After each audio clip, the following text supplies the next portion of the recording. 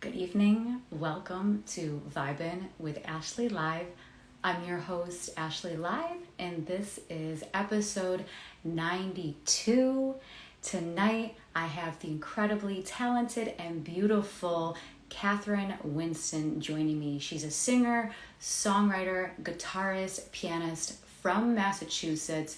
She's inspired by Brandi Carlile, Casey Musgrave, Stevie Nicks, and countless others. She was also featured on season 14 of American Idol and finished in the top 24. So guys, Katherine just entered the room, so I'm going to bring Katherine in. We're going to get this interview started, and thank you for joining us. Hold on a second. Someone else is trying to join my live, not Katherine. So...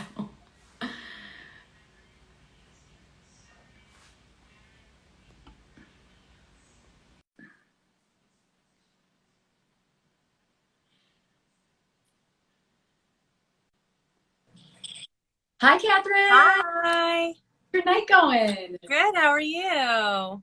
Well, thanks so much for asking. So first and foremost, I just want to say thank you so much for agreeing to be on my show. I'm so excited to have you learn a little bit more about your journey. You're going to sing for us, and then you're going to take some questions. Yeah, thank you so much for having me. I'm so excited to be here.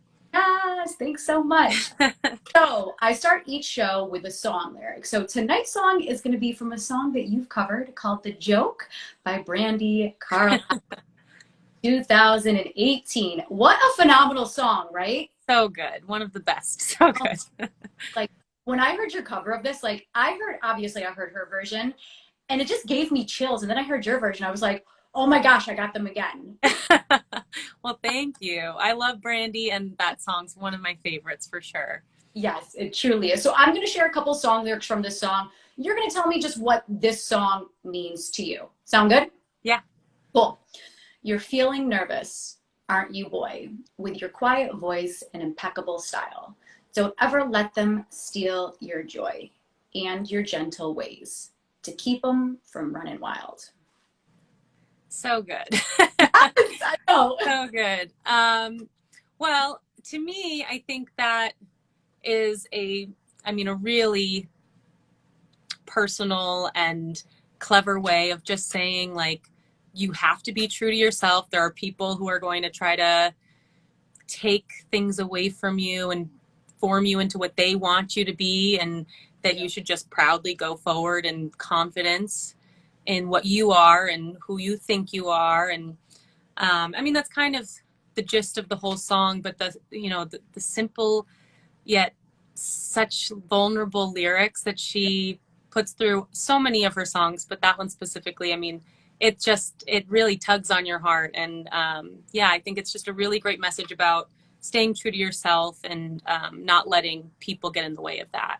Yeah, I think it's so important. Staying true to yourself is one of those things, whether you're an artist or whether you're just chilling, right? Like, Yeah. it doesn't matter who you are in the world, just stay true to yourself and your path. Everything else will fall into place. Definitely. So let's start from the beginning, when music first became a part of your life. How did it shape your childhood? How old were you when music became a part of your life? Oh, pretty soon after birth. It was very quick. My whole family's very musical. My mom did musical theater and everything growing up, and she would always sing. People would laugh. We would walk through the neighborhood, and it'd be like she was the mother duck, and we were her little ducklings, and we'd be following her, and we'd be like singing songs as we would take our walks, and that just carried on. We sang all together as a family. My sister and I, we would sit outside of the bathroom when the other one was showering and harmonize to each other's shower songs. So cool. Yeah, so we would, and in the car, of course, always singing. And there were always instruments lying around in our house, so we'd pick them up and learn the guitar. I had the violin, trumpet, just whatever was around you could get your hands on. We'd all be playing and singing, and it was a huge part of our family, a huge part of our lives. And then when I was about 11, Taylor Swift had just come out with I don't remember what song. It was her debut album, And I just became totally obsessed with the idea of playing the guitar, singing, and then writing my own music. And of course, I first started playing all of her songs. I would just run through the whole song book until I knew every single one. And then she inspired me to start writing my own music. And then from there, it just totally took off, and there was no turning back at that point. I love that. I think it's so cool how you just grew up around music, like harmonizing while other people are in the shower. What? Yeah. That sounds so fun. Yeah. We were like the Von Trapp family, just always singing. Oh, that's so cool. You said your mom was singing like a lot of musical theater. Were there any songs from certain musicals that really like resonated with you? I mean, I remember definitely Somewhere Over the Rainbow from The Wizard of Oz. Yeah. That was always a big one in our house. And we loved The Sound of Music. We loved, I mean, we listened to all sorts of music, but my mom definitely loves those shows, and we listened to all sorts of things. But like, she loved Lionel Richie. We listened to a lot of Lionel Richie in our house. Cool. Yeah. That was a big one. Nice. I love it. So with all the singing in the household, like, it only makes sense for you to play the piano, to play the violin, right? To play the guitar, and then pursue this musical career. Yeah. It would have been harder, I think, not to have picked up an instrument of some kind. Everybody has at one point or another in my family. I definitely caught the bug a little bit bigger than everybody else. Everybody else likes to, jump in and sing along once in a while. But for me, it just became my whole life. But definitely seeing a piano around, seeing a guitar around, especially when you're young, it just seems like the coolest thing to be able to pick it up and start playing around. And slowly, if you stick with it, you start building a little bit of a skill, which is nice. Definitely. Do you have a favorite instrument? I know you play quite a few. So do you prefer one over the other? I feel more confident with the guitar. I think that the piano's beautiful, and that was my second instrument, really. I kind of played when I was very little, not very well. And then I picked up the guitar and I got very comfortable with that. It's easier to bring around to gigs and stuff. A piano is quite a bit harder. Yeah. But I found after a while, and I know that Nora Jones said this about the opposite. She knew the piano so well that writing on the guitar became easier for her because she wasn't thinking so much about the instrument and more about the song. And I kind of feel the opposite. Like, I was so comfortable on the guitar that then I turned to the piano because I was less comfortable, and it took my mind out of that space. So when I was writing, I would sit and just play the simple chords, and I just wouldn't think about it. Yeah. But and now I love the piano. You can, especially with the keyboard, you can just get all these interesting little sounds, which for videos and stuff, I feel great doing. In a live setting, I'm still a little bit nervous to play the piano like that, but sometimes. So most of your gigs are you and your guitar? Yeah, for the most part, yeah. Yeah. That's interesting what you said about Nora Jones, though, is how she started on the piano because she couldn't figure it out on the guitar, and then you're the complete opposite. Yes, the exact opposite. Yeah, because I guess it just depends on which you feel more comfortable with. Like, I think the guitar is amazing, but I've tried playing it. It's like I'm looking, I'm like putting my finger, I'm getting I'm like, so anyone who can play the guitar, I give you props because it is. It is. It's like the rubbing your stomach, patting your head kind of thing. You just have to get used to it. I mean, I think the craziest is the people who drum and sing at the same time. That blows my mind. I could never. Love it. So what's your creative process? I mean, it varies, but I find that I'm inspired by everything, my life, stories of other people, other music I'm inspired by, nature. Sometimes you're just driving down the road and you see something or you hear something on the radio and it just clicks, it connects to something. And I think that for me, it's just like a little idea. And then I'll type it into my phone, or I'll take my voice memo out and sing a little melody, or just to keep it in my head. And then the minute I get home, hit the notebook, you know? Right. But I think that often I'll hear a hook or something in my head first, and then I'll pull in an idea. But sometimes the idea of a title or just a word or a phrase that I like comes first. But it just depends. But once you get something, you just have to really run with it, because you don't know when the next the next little spark's gonna happen. Exactly. So do you always have your phone next to you because you want to like jot something in the note section or your voice memo? I try to always have it with me. I'm not somebody I don't use my phone constantly, but I like to have it nearby just in case, because there are moments where I've accidentally left it at home, and then I'm on the drive home, like repeating a melody in my head over and over again until I can get back to my phone. So it's nice to just have it there, so you don't have to worry about it, and then you can just go back and swipe through all of your ideas later. Yeah. So do you have a notebook that you write things down in as well? I do. I always have notebooks around, but if I'm out and about, I don't carry a notebook most of the time, unless I'm going somewhere where I know I'm going to have time to like sit and try to, like if I'm going to a park or something where I'm going to have a minute, I'll bring one. But otherwise, my phone, just my notepad and my phone does the trick. So I know you're inspired by Brandi Carlile, Casey Musgraves, Stevie Nicks, and countless other people. But what about those specific powerhouse females inspires you?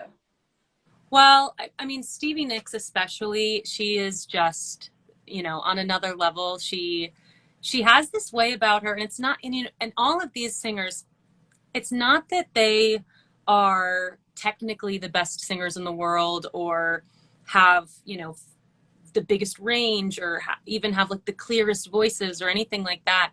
They all have this emotional drive that I find is what makes music so wonderful. It connects people, and Stevie Nicks can just tell a story with very little.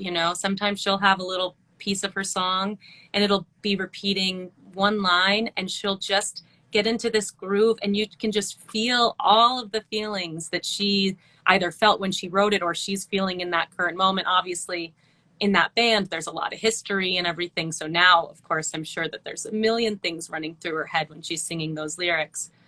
Mm-hmm. But Brandi Carlile is another one. Casey Musgraves. These are all people that just really know how to tell a story and just push this emotion that I think is it's rare and it's special. And when you sit there and listen to them, it's that chills, like you said with Brandi Carlile. You just can't help but feel what they're feeling, and I think that's really special. Yeah, I think storytelling is so important because, like you said, anyone can write a song, right? Yeah. But powerhouse female singer-songwriters, and they write songs and then they sing them, and then you just feel a certain way, and you're like, wow, like she said something very simple, but the way she said it and the feeling behind her voice, it just gets you. And I'm like, oh my gosh, so amazing, right? I know. Yeah. Sometimes you just sit there and I've sat in shock in shows before, just like if an artist plays a new song that I haven't heard before or something, and then you're really listening to the lyrics, and then once in a while you're just like caught off guard. You're like, oh my gosh, I can't believe that they came up with that. That's so good. I'm like, wow, I would love the talent of songwriting because it's something simple, but there's so many people that do it so well. And even Taylor Swift, I mean, when she sings and plays guitar, like you're like, wow, she is so unbelievably talented. Yeah, for sure. I mean, she's another one. I think that there is something to say about somebody who can take a guitar and, a simple melody and tell a story like that. They say country music is 4 chords and the truth. And I think that a lot of these artists pull from that. Even if they're not country artists, they take that idea, and it's simple, but they really just tell a story, which is, that's what it's all about for the most part. I mean, there obviously are other aspects to music, but to me, it's the thing I connect to. Definitely. What other musicians inspire you? I grew up listening to like Johnny Cash and obviously Lionel Richie, all the stuff that my mom would listen to, Alison Krauss, Willie Nelson. I loved that like older country sound. Right. But as I got older, I obviously Taylor Swift was a big inspiration to me, and I love Maren Morris. I think that the Lone Bellow, John Paul White, the Civil Wars were a big inspiration for me. They kind of took, I was at the time I was listening to mostly like pop music, Yeah. and I love pop music still to this day, but the Civil Wars kind of took this idea of just like kind of not, I don't know. I listened to a lot of like Taylor Swift style pop music, and then they kind of pulled me in this direction of almost the Americana folk kind of genre. Yeah. And it totally changed the way that I wrote music. I listened to music differently, and it opened me up to a world of other artists, which eventually led to the Brandy Carlisle kind of world. And I love all of that whole like Americana rock country vibe. But yeah, I'm trying to think if there's any other big inspirations to me. I mean, I think that Sia is a phenomenal songwriter. I love Ariana Grande's voice. I think that Miley Cyrus was a huge influence in my life. You know, I think she's fantastic. And obviously there's so many more I'm going to think about after, I'm sure, that I didn't say. Who would you most like to collaborate with? Ooh, that's a tough one. Oh, I think as a songwriter, probably Casey Musgraves. I think that she's so clever, and I would love to sit in a room with her as she was writing. Even as a fly on the wall, I would love to watch her process. But as a vocalist, probably Brandy Carlisle or Stevie Nicks. One of those two. Stevie Nicks is just so iconic. I would probably freeze. I probably wouldn't be able to move. But one of those two. I love it. So you have songs by Robin, Coldplay, Bruno Mars, and countless others. What's one of your favorite songs to sing, and why? Let's see. I mean, I love singing all of those artists. I think that I really like finding songs that I think are different and being able to put my own spin on them. So I like to find artists that aren't quite like my specific genre and twisting it into my own. Yeah. So, I mean, I love Glitter in the Air, Pink. I did a cover of that one. And that's a song that I find, whether or not, I don't know if it's super well known, but when I am in that song, I am in that song. And I feel like, I don't know if you ever saw the Grammy performance of hers when she was like spinning off the ceiling in those aerial aerobics things. And in my head, that's where I'm at when I'm singing that song. And it just kind of takes me to another place. So that's definitely one of my favorites. Yeah. Have you seen Pink live in concert? Not in person, no, just on videos. Yeah, she's phenomenal. So I saw her open up for Justin Timberlake like back in the day, and she was doing all that Cirque du Soleil stuff. I'm like, whoa, like, because you're like the only person that does it. And I'm like, crazy. Awesome, because she's flying all over the place and like doing all these tumbles and like I don't know how she does it. And then she has the breath to hold these crazy notes and stuff. It's insane. Totally insane. So awesome. In 2015, you were featured on season 14 of American Idol. What were you feeling during your audition? I always describe my audition as like totally dreamlike. I walked in there. I watched it my whole, I grew up watching American Idol. So even though the judges were different, I walk into the room, you see the big American Idol sign. And I had performed a lot at that point, but I had not been on a set like that before. And you walk in and the lights are so bright and you really feel like you're totally in a dream. And I remember just feeling like almost when I walked out, it was almost as though I didn't remember 90% of what happened when I was in there, because I was just totally in shock. Yeah. And you're looking at these judges who are all beautiful people and you're looking out at this beautiful scenery they have behind them. And it's like a dream. And of course I was nervous, but I think that it was almost like a numb nervousness, because I was just like totally, totally in a dream. It was crazy. Yeah. And plus it happens so quick. So it's kind of like you're in the moment, but you like can't be in the moment because you're Yeah. like starstruck and you're like, oh, did anything come out of my mouth when I did that? Right. There's so much that goes on all at once. And for me, I mean, again, this was a huge dream of mine, watching it forever. And I remember I was very early in the day. I was one of the first ones to go in. And I was sitting outside of the room, and there was this girl next to me trying to talk to me, and I just couldn't. And I felt rude, but I like couldn't even. I couldn't even put. I wasn't there, you know. I just wasn't in this space to be like chit chatting and then be able to like march in and do my thing. I was like totally focused and trying to remain cool because I didn't know how I was going to feel when I walked into that room. I thought I might be totally nervous. I might freeze. You know, you just don't really know. Yeah. And Ryan Seacrest hadn't even been there yet. He was still coming in. And so I walk in, and, you know, my very little memory of the audition, it felt amazing, you know, being able to sing for, and Adam Lambert was there that day. He was the guest judge, and I was the biggest Adam Lambert fan when he was on. So and I had only found out a couple of days before that he was going to be the guest judge. And that was the big one. I was like, I don't know how I'm going to react walking in and seeing Adam Lambert, but everybody was so nice, and it was just crazy to see them as real people. And then when I walked out of the room, all of a sudden Ryan Seacrest was there, and I remember being like, oh my gosh, Ryan Seacrest, and it's just so surreal. It's really crazy. Yeah.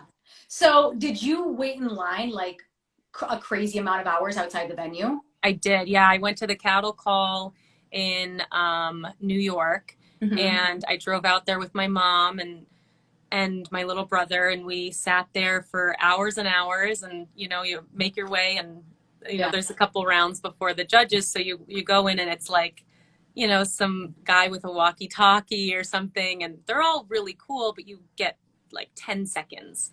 Right. And you have to be really careful about what you're putting forward in that 10 seconds. So it's nerve-wracking, but there's such a liveliness there. There's all these other artists all there excited, and it's fun. I mean, it's certainly an experience, and I'd gone to a bunch of those auditions before, and I just never really went with the expectation of going through, but I always, you know, crossed my fingers and hoped. And then every time that I would go through, I was in total shock. Yeah. So when even that first time, they're like, okay, we're gonna keep you for a little while, and I felt bad because I think my family, nobody had eaten yet, and we had been there for a while. But I was like, okay, we'll see what happens, and it was just it was fun. It was cool. Yeah. How long did you wait to actually see those judges? Because I know there were a couple rounds before that. Let's see, the celebrity judges or the first round? Oh, so the celebrity. So I auditioned for the cattle call is what they call the big one, in like mid-August, I think. And then the judges auditions were in September. So there was another day that I had to go and audition for different producers and stuff before the actual judges. But the day of, when I got to the judges audition, that was only probably maybe an hour or two before I sang, but I was very early in the day. I think there are people who waited 10 hours to get into that room too. So I hear of people waiting like 6 to 10 hours. I'm like, oh my gosh, you have to make sure like you bring a camping chair and snacks and and also there's also, yeah, for sure. And there's also lots of paperwork. So if you go through, which obviously you're just super grateful for going through, but then you're there until like 1 a.m. in these rooms signing papers, doing interviews and everything. So it's the behind the scenes that really, especially if you're not used to that world, which I wasn't, it's really surprising. You're just in there talking to all these different people and signing all these things. You just barely know what you're signing. You're just so excited. And you're there all night, but it's fun. It's very exciting. So it seems to go by a lot quicker, but there definitely are moments where you're like super hungry or tired, and they tell you just have to be able to fall asleep anywhere if you want to be able to do well, because you just have to take a rest whenever you can. Yeah, that's true. go, go, go. And then it's like, oh, we're filming, and oh, you're in this line, and oh, we need you because we need you to say something really quick for the camera. Right. And you always have to be camera ready, which for me was, I, never would be camera ready on a day-to-day basis like that. Yeah. So, you're just, you have to get up at 5 a.m, sometimes even earlier, make sure you have a full face of makeup, you're dressed well, because you could be on camera at any time and you don't want to be looking like, you just rolled out of bed and then all of a sudden there's all these people watching you on TV. But always camera ready, and you're always there. They say it's hurry up and wait. So you get there at 6 a.m, and then you might not do anything until noon. So you're just sitting around and waiting until they need you. So you just kind of have to be down for the ride, whatever it is. Yeah. And it's not like you're the only one. Like, there's all these other people that are with you too. So you're kind of like, I'm not in this by myself. Like, those are all my competition. Yeah. And it's funny. I remember watching, especially Hollywood Week, and thinking like, oh my gosh, that must be so stressful. You have no sleep, and there's all these people that you're competing with. And what you said is it's interesting. The camaraderie of the people that technically are your competition, they're in it at the same time as you. And in that moment, they're the only people in the world that understand what you're going through. So even though they are your competition, they're also like, they become your family. You're just with them 24 hours a day. You're all exhausted. You're all nervous and stressing out over lyrics and whatever. And they all get it. So you just become very close with these people, and you do wind up leaning on these people and totally forgetting that they are the people that might take your spot. Like, yeah, but I really don't want you to win. So. Right. So during your time on Idol, you had the opportunity to meet Aretha Franklin. I mean, iconic. Bring us back to that moment in time. Oh gosh, it's another moment that's totally surreal. They had mentioned that we were doing a Motown week, and I don't know if they had done this any seasons prior to ours. I don't remember it happening, but they flew us to Detroit in the middle of what would have been the live rounds to do this Motown week, which was super cool. It was freezing. Yeah. But it was really cool. And then they say, okay, so you might get to meet Aretha Franklin, just to let you know if there's any questions you want to ask her. And, we're all like, totally shocked, Of course. like of all people, Aretha Franklin is totally insane. Yeah. And it was one of those things when she walked into that room, it was like, you could hear a pin drop. Everybody was so excited and so nervous. You don't want to say the wrong thing. She was so nice. She was very welcoming and receptive. She clearly understood what we were going through and that we were probably very nervous, especially, she's a singer and she knows these are a whole bunch of singers sitting there meeting her, which she must realize what that means to people, because she just was so gracious and calm and just so nice. It was unbelievable. We all couldn't stop talking about it afterwards. It was like this huge highlight of the whole experience for sure. Yeah, it's so amazing that they were able to make that happen for you guys. Mm-hmm. Like, what? That's such to meet a legend. Like, I know. And be in the same. Even that. And I remember the first concert I ever went to, I went to Shania Twain, and that I had that feeling of like, oh my gosh, I'm in the same room as Shania Twain. And then I had that moment in the room with Aretha Franklin too. Like in that setting, it was so much more intimate too. So the feeling of being in the room with somebody who has had such a history with music that very few people have, she's certainly an icon, and all of us, I mean, we all just we knew she would perform. We thought, okay, cool, she's performing. And then when they were like, you might meet her, we were all like, oh my gosh, totally shocked. But it was amazing, so amazing. Yeah, I love that. And I'm so happy that they were able to do that for you guys, because that's the cool thing about being on these shows is they'll bring in celebrities and like they mentor you, or you sing, you're able to get a photo op. And that's such a cool thing for them to be able to give you that platform and say, hey, Aretha, you're going to meet her.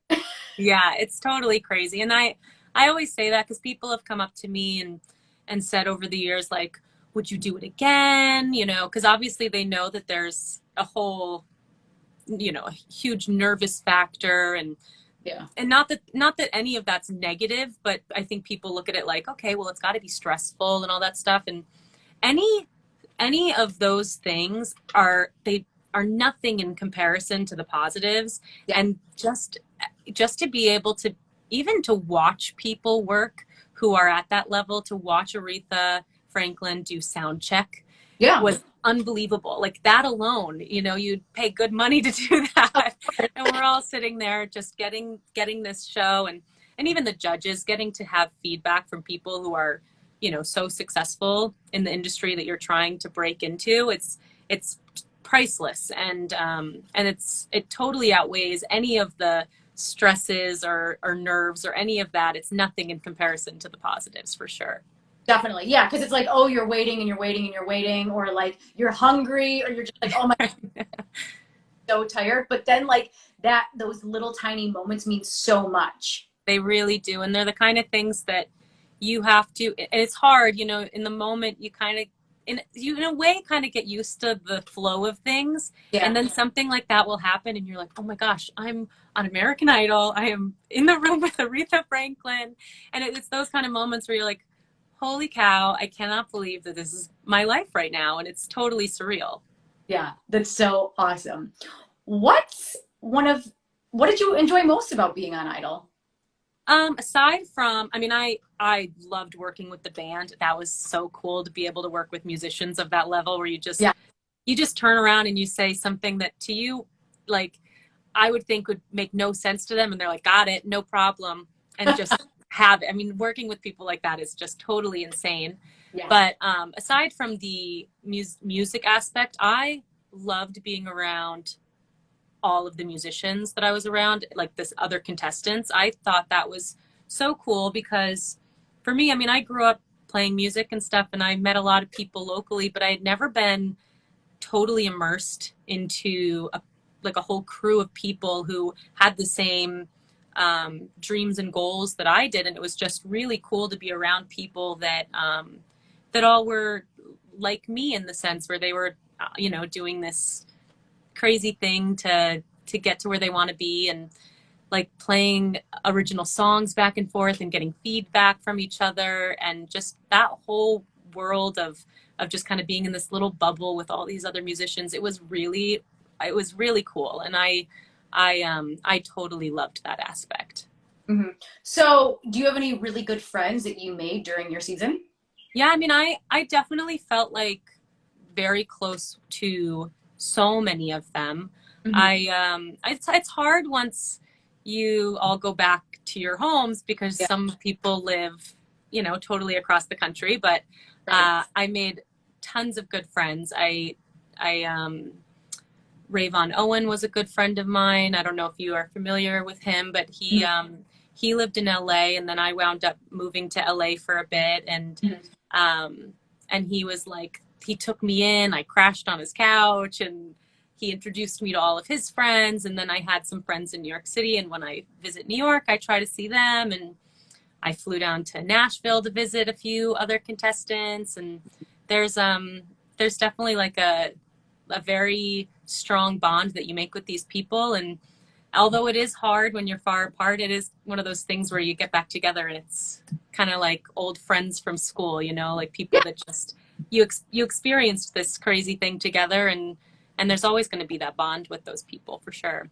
Mm-hmm. And it's cool because when you go to different cities, it's like, oh yeah, I know this person. Like this person's in Seattle, this person's in LA. Yep. You always feel like you have people, and then like you said, when you reconnect with them, you're just like, oh my God, do you remember that one time on Idol when such and such?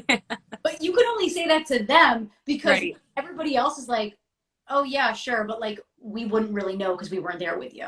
Yeah, it's really wild. And I was, you know, I moved a lot as a kid, and I did have a lot of musician friends, but it's a totally different experience when you're on, you know, a show like American Idol. And these people, like I said, like the people in Hollywood Week, how you're looking around and they're the only people who understand what you're going through in that moment.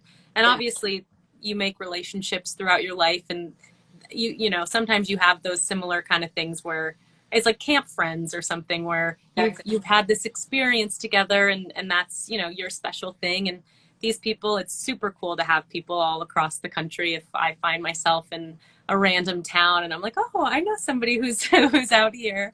But it is true. You definitely have these little moments with these people that you could just laugh about and reminisce over all the crazy, crazy things that you experience. And it's interesting. It's an interesting type of friendship.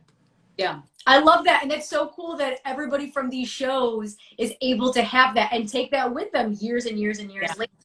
There's people I talk to that have literally just been off a show only 2 to 3 months, and they're just like, oh my gosh, it was such a whirlwind being on the show. And then like real life, and like, I'm no longer in a hotel room. I'm like back in my house, and like, yeah, it'd be weird because like you're in this bubble with these people, and then you come back to reality and you're like, oh, okay. There's definitely an adjustment period, and I think some people handle it really well and some people don't. I remember the night I got cut, I was stuck in a hotel room in Detroit because I had to wait for the next morning to fly out. Right. And I just remember just it sinking in like, oh my gosh, that whole thing that just was my whole life for 6 months is now over. And I just was like, oh my gosh, what am I going to do? I'm like alone. It was the first time I had been alone in months, you know? Yeah. And it's crazy. There definitely is a little period of time where you kind of have to get back, you know, get used to getting back into your old routine and everything. But it's super crazy. Yeah. So I want to talk to you about your success on TikTok as well as YouTube, because you post tons of covers all the time. Yeah. Which form do you prefer and why? Well, it's tough. I really like both platforms. I find that TikTok, you reach people that you would have no other way of reaching. It's like such a specific platform, and because it's quick, you know, 30-second clips. Yeah. People have the attention span for 30 seconds, whereas YouTube, it's a little longer, not as easy to get out to the masses. Yeah. But I would say with YouTube, you create stronger bonds with the people who are watching because the platform's just a little bit more personal, I guess. Yeah. And maybe just because it's older, but you get these people commenting and you can build a little bit more of a relationship with those people, whereas TikTok's so quick, you know, somebody might see your video and then never see you pop up on their page ever again. Yeah. But I like that. I like that about TikTok too, that you just get all these new faces kind of coming through, and you get interesting feedback and things that and requests for songs that I never would have thought to play. And it's interesting. I like both. I don't know if I could say one's definitely my favorite over the other. Yeah, I think both have amazing capabilities, right? Because a lot of people post on YouTube, and then TikTok, it's like, oh my gosh, you have to do something in like 15 seconds. And you're like, whoa, 15 seconds. This is like too quick. Yeah. And of people, it's like they can just swipe and they can just go to the next thing or go to the next thing or go to the next thing. So the algorithm with TikTok is very like random. Yeah, you know, they claim that there's specific algorithms, and I don't know if that's always true, but it's definitely, I mean, I'll say that my For You page is very specific, and they definitely have me down to a T in terms of what I'm interested in on my page. So they must have some algorithm that's working in that capacity. But I think in terms of getting your own videos out there, you experience the algorithm on another side where it sometimes works for you and sometimes doesn't. And like you could have a video that totally blows up, and then you could have 20 videos that nobody sees. So it's interesting that way. Yeah, and it's like which one's gonna hit and when? Like you have no idea. You have no idea. I've had videos where I will feel so good. I'll be like, that's a good one. That's gonna do well. And I'll post it. It'll get like 20 likes maybe. And then I will post something and I'm like, that was horrible, but you know what? Whatever. I'm gonna throw it up, see what happens. And then that's the one that that people watch, and it's interesting. Yeah. Oh, Devin Blake Jones is in here. He says you're in amazing hands with Ashley. Just wanted to pop on to say hi really quick. Can't wait to watch the. Sorry, Awesome. Yeah. Devin. Devin was just on my show, and Devin is so amazing. He was just on the recent season of The Voice. Thank you for your kind words, Devin. You're so sweet. That's awesome. Yeah, I checked out some of your interview with him, and he seemed fantastic. And oh my gosh, I literally feel like I've known him my whole life. It was so crazy. Someone and you're like, oh my gosh, I feel like I felt like I've known you my entire life. Yeah, that's always nice. Your single Birthday was released in April. What was the inspiration behind this song? Oh, well, that song, I wrote that close to my birthday. I've always, and it sounds sad, but it's always my whole life. I've always cried every year on my birthday. Oh my every God, single year. I don't, and it's not like a sad cry. It's just, I think, an overwhelming cry. Like I would, at the end of the day, I think it's just either like, I'm so happy that it was, a nice day, or just overwhelming. It's like a symbol of time passing, and I'm very emotional in general, so it's not like that crazy for me to cry, but I definitely just get very emotional on my birthday, and I've always, without fail, every year, have a little cry. But I thought about that, and then I was thinking that although I don't think everybody cries on their birthday, I think everybody can relate to that feeling of it being kind of bittersweet. You're excited for this day, and then either you're sad it's over, or it's a symbol of time passing, which for some people is super exciting, and for some people it's bittersweet. And I think that it's just like a human emotion. And I had talked to some friends, and I found that other people felt that way around their birthdays. And some people, it was funny, I had a friend that said to me that they took it as like, you have such high expectations for your birthday, and then sometimes you're let down by that, which wasn't what I was thinking when I wrote it, but I thought that's a great interpretation, and totally it totally makes sense to what I wrote, even though I was writing it about something a little bit different. Yeah. But it definitely for me was just kind of a reflection on that, and just these symbols of your birthday, and how that represents your life, and different parts of your life, and the people in your life, and it just makes me emotional. It's just a topic that I always would get emotional about, and I thought, you know what, I'm just going to sit down, I'm going to put it on paper instead of just feeling it. So it was kind of like a therapy song, I put it down to get it out of my head. And I just really, I fell in love with the idea, and I played it for some people, and they kind of felt that emotion, whether they took it in a different manner as me or not. It seemed to spark emotion in different people, and I think I love when songs can do that, especially when it pulls different ideas from people. I always think that's so cool. Yeah, because people can interpret songs in different ways. It's very interesting that you said that you cry every year on your birthday, though. That's crazy. Yeah. I'm not, again, back to TikTok algorithm, I found out I'm not the only one, because on TikTok, I've seen some videos pop up of people saying the same thing. And I think, I don't know why. It's not a sad cry either. It's just like an overwhelmed, and it is what it is kind of thing, but it's okay. A lot of people during quarantine, their birthday, they were like, I'm not 1 year older because I didn't get to live my life. Yeah. I completely agree with that. Yeah. Because during quarantine, it's like, you couldn't even see anybody, right? And you're like, but I just want to like see people and hug them. And you're like, no, but I kind of can. Yeah, it doesn't count. COVID years don't count. Not count. So like, I know what you mean by that. Yeah.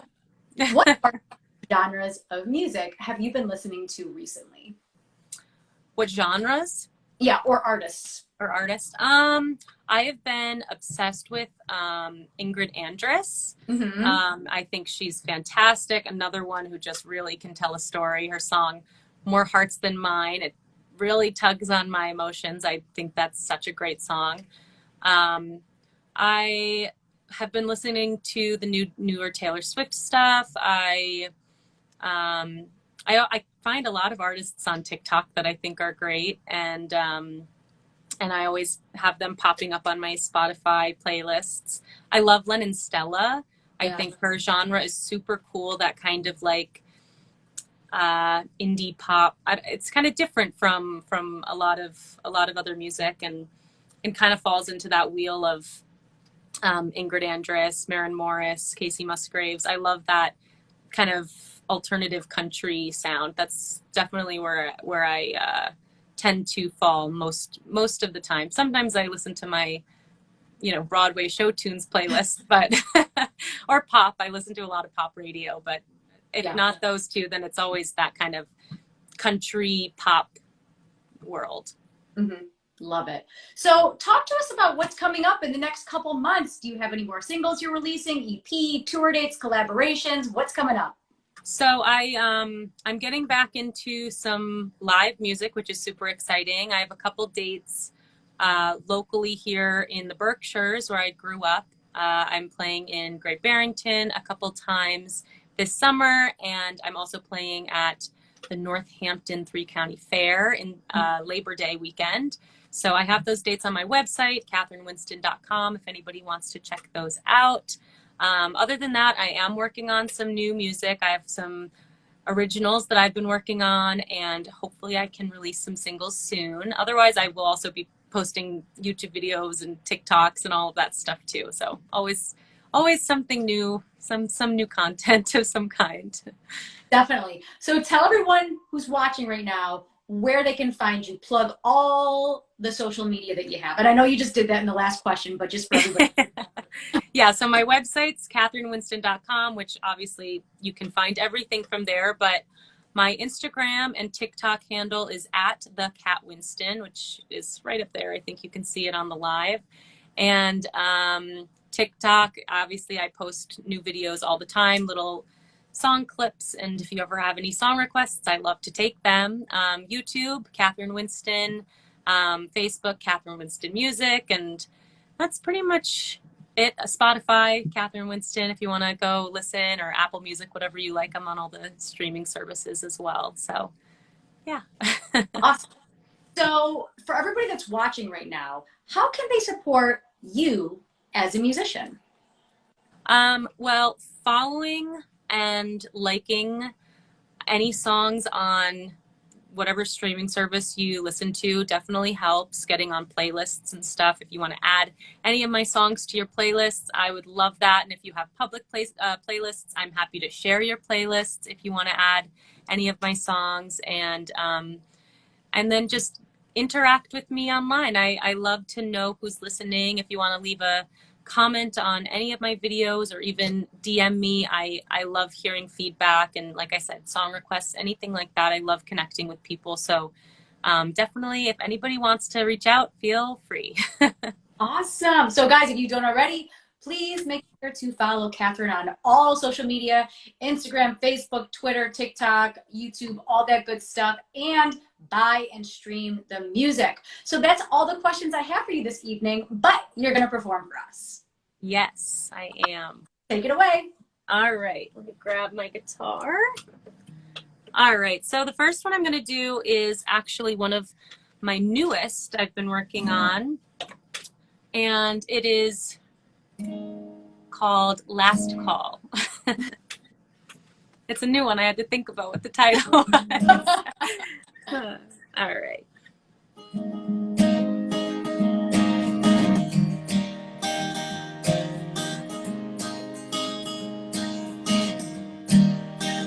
We work hard, 9 to 5. By the end of the week, we're so tired of getting rich day by day, up until we catch up and our bills are paid. Seems $1 more's $1 gone, but we're happy and the lights are on. And what more could I really want? I'll tell you,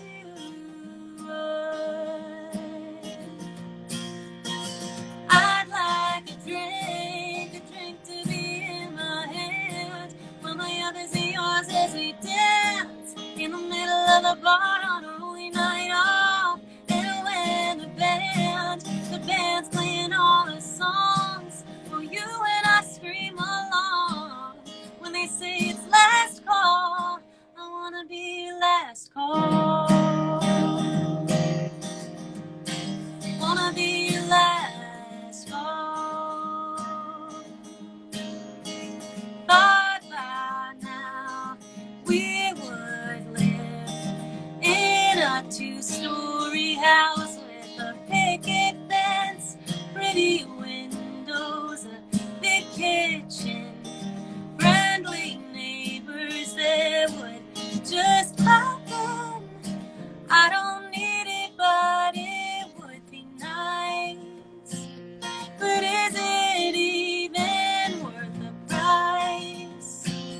When honestly I am alright. Each Friday night, when I've got a drink that's in my hand, while my others are yours as we dance in the middle of the bar on a lonely night off. And when the band's playing all the songs, and you and I scream along when they say it's last call, as long as I'm your last call.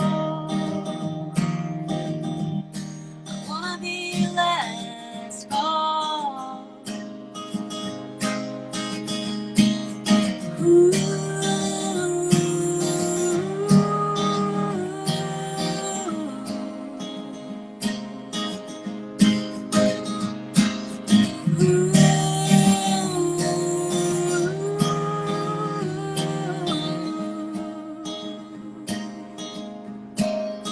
Yeah, I like a drink to be in my hand, while my others are yours as we dance in the middle of the bar on a lonely night off.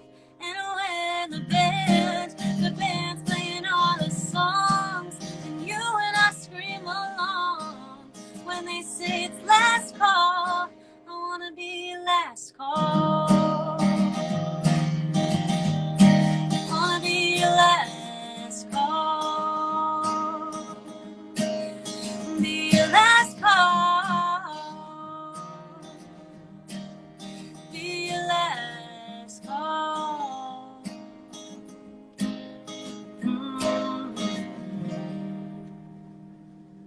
Yeah. That was beautiful, and that was last call. So you haven't officially released that, have you?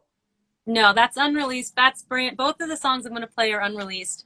That one is one of the newest songs that I've written, and that's one of the first times I've played it live for people. Thank you. I appreciate you for being exclusive. Yeah, of course. And whenever you're ready for the next one. All right. So this next one is also unreleased. This is one that I am currently working on recording, so hopefully this one will be out soon. In music terms, soon could mean anytime, but hopefully sooner rather than later. And this one is called Magic.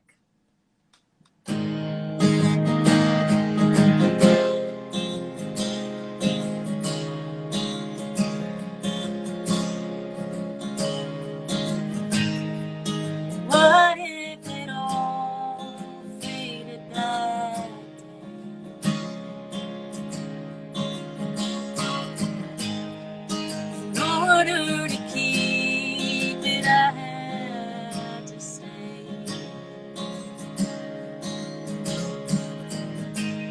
maybe I was naive to think it was in me. Confidence you made me believe. Could it come from the mountains, grow from the trees, live in the memory, the history? Could it come from the water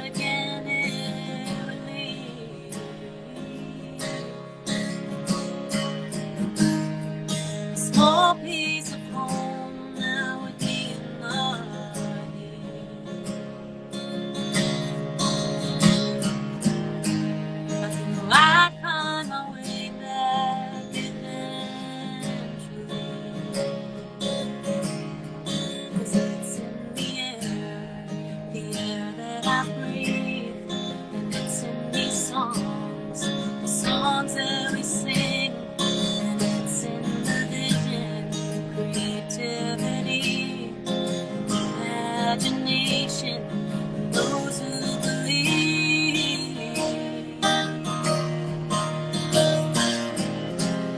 It's a feeling I get when I get to go home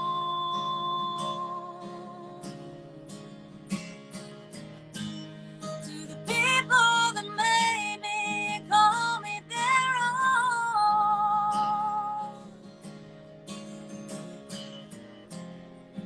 Songs that remind me of when I was young, on the back porch with everyone around me, that makes me feel love. That's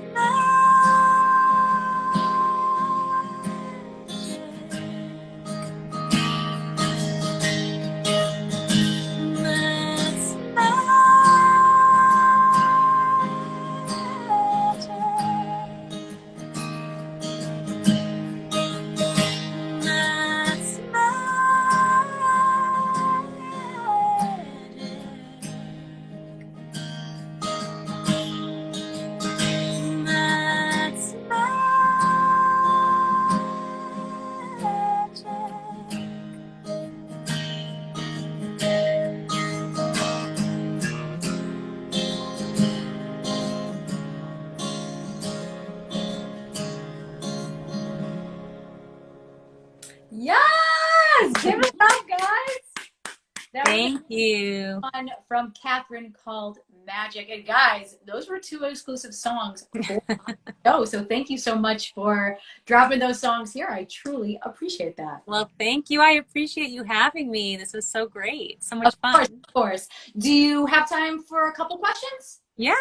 Okay, cool. So guys, if you have any questions for Katherine, please feel free to put them in the chat below.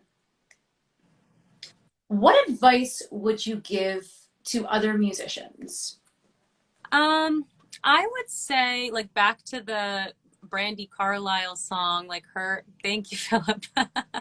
Back to her lyrics about staying true to yourself. I think that that applies very much to being an artist. I think that a lot of artists spend a lot of time chasing the next thing, and there's always going to be a next thing. So I think your best bet is to just find out what you love and what makes you you and makes you different from everyone else, and stick to that. You know, just be confident in the fact that you know who you are, and just drive that home, because whatever you are is going to be what makes you unique. So instead of chasing, you know, the next popular thing, just stick to what you do and hope that that is the next popular thing. Yes, no, I know what you mean about staying true to yourself. I think that's so important. I think as artists and creative people, it's like, oh, I want to be like this person or that person, or I see person doing this or chasing likes. And it's like, yeah, we all want likes, but you should also be true to yourself, because people know when you're faking it. Oh, for sure. Authenticity is always the thing that draws people in. You want people to know who you really are. And if you're constantly copying other people or chasing something different, you're just, you know, people are going to be able to see that. And I think that so many people, like you said, they're just trying to chase likes, and likes come and they go. And you have to have something tangible for these people to want to follow you, and they're not going to want to follow you if you're just always, you know, flip-flopping or just kind of doing the same thing as everybody else. So you just have to do your own thing. Yeah, I think that's so important, and thank you for bringing that up, because even with your TikTok videos, you were like, yeah, I have so many TikTok videos, and like one could hit, but like the next 5 might just be duds. Yeah. You know what I mean? That's for sure. And that's life. I mean, that's the same thing with singles. It's the same thing with anything, you know. Some things you never know why, but they just catch on. And then other things, you could have the greatest song ever written, and for some reason nobody might ever listen to it. It's just hit or miss, and you just kind of have to keep plugging along. Of course. What is your next song going to be about? Let's see. I'm working on a song right now that actually is very much about what we're talking about. And I have the chorus down, and I have ideas for verses, but I haven't finished the verses yet. And that's definitely the next go-to song for me to finish. And that's about staying true to yourself. And basically, it's basically about how you can compare yourself to everybody else all you want. And